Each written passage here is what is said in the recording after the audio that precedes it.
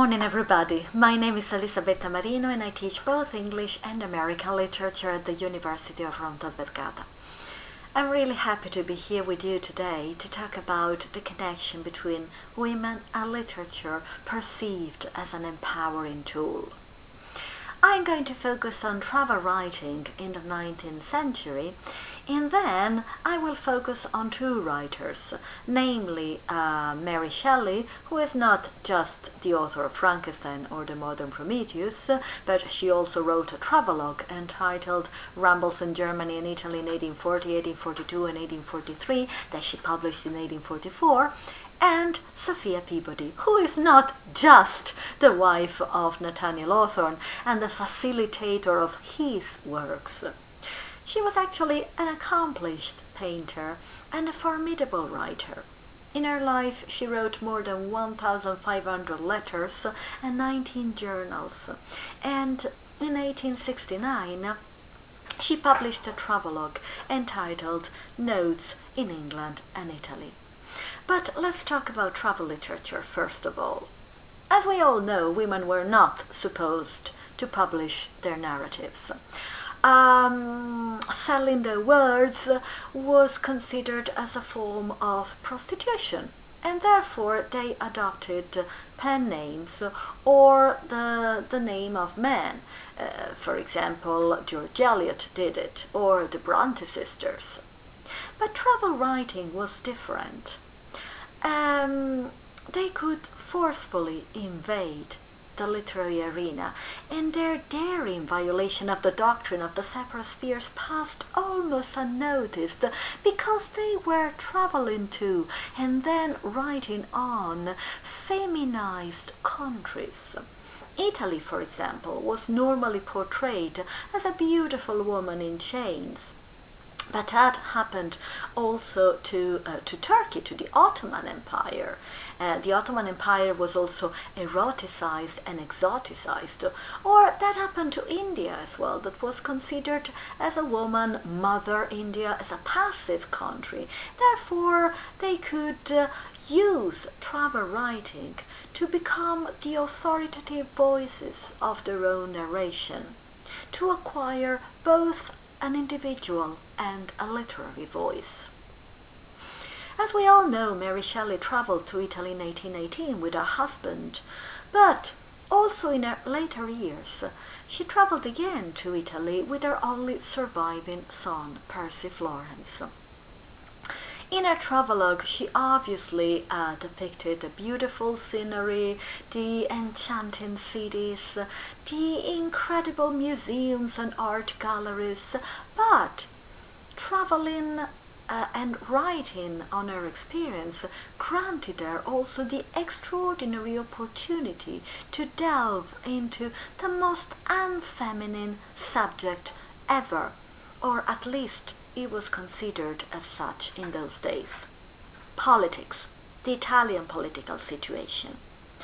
In those days, Italy was facing a crisis, but also a great opportunity, because Italy was heading towards its unification, which actually happened in 1861. So that was a period of turmoil, of riots that she described, albeit in a subtle way. For example, she spoke about the Carboneria, one of the secret societies that aimed at fighting for the Italian freedom, but also she spoke about the importance of culture, of literature. Because in her opinion, literature, studying literature, reading the masterpieces of Manzoni, Amari, D'Azeglio was the only real chance the Italians had to revive their ancient spirit. Her opinion was shared by Sophia Peabody. Sophia Peabody could not publish her works in Nathaniel Hawthorne's life, because he didn't want her to. She was supposed to be a domestic lady. She was supposed to help him in his works. She was the editor of his works. So when he died in 1864, she collected horror notes and letters and diaries and journals connected with her Italian experience, and she published a travelogue. A travelogue apparently or seemingly is a domestic one. After all, she was traveling with her family. She depicted herself as Mrs. Nathaniel Hawthorne, and she also dedicated her work to her sister Elisabetta. But this is a text in which the cause of Italian emancipation is supported, but also the cause of women emancipation is supported. Let's talk about this aspect first of all. In this text, she focuses on two women that she met, two women that she considered role models. First of all, Harriet Hosmer. She was an artist. She was the first female sculptor, professional sculptor. And then Elizabeth Barrett Browning, who also was a writer, apart from being the wife of Robert Browning, and supported the cause of Italian emancipation in a work that she published in 1851, Casa Guidi Windows.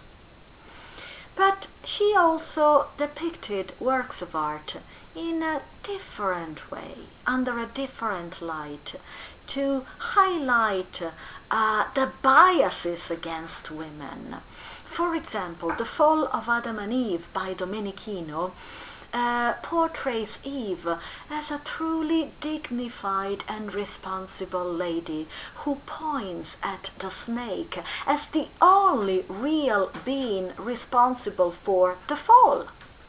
Adam, conversely, is a coward. Is depicted like that. He says, it's not my fault, it's Eve's fault. Actually, he points at Eve as if to wash his conscience and his soul. So he cuts a real poor figure in the painting.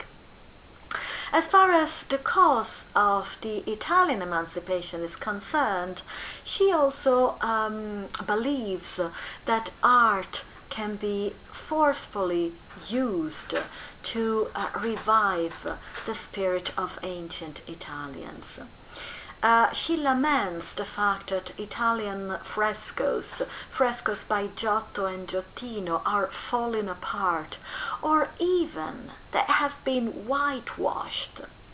Because in that art, in that pure, authentic art, that she believes is pre-Raphaelite, but she highlights the difference between that art and pre-Raphaelitism as a movement, the one founded by Rossetti, Morris, Hunt in 1848. In that heart lies the heart, the real soul of Italy, the real spirit of Italy that has to be revived and shared through copies, because if you copy works of art, you can spread the message not just to Italy, but to the whole world. Well, I hope you enjoyed my scattered and sparse ideas. If you have any question whatsoever, please ask me. I'm here for you, and thank you very much for your attention. Bye.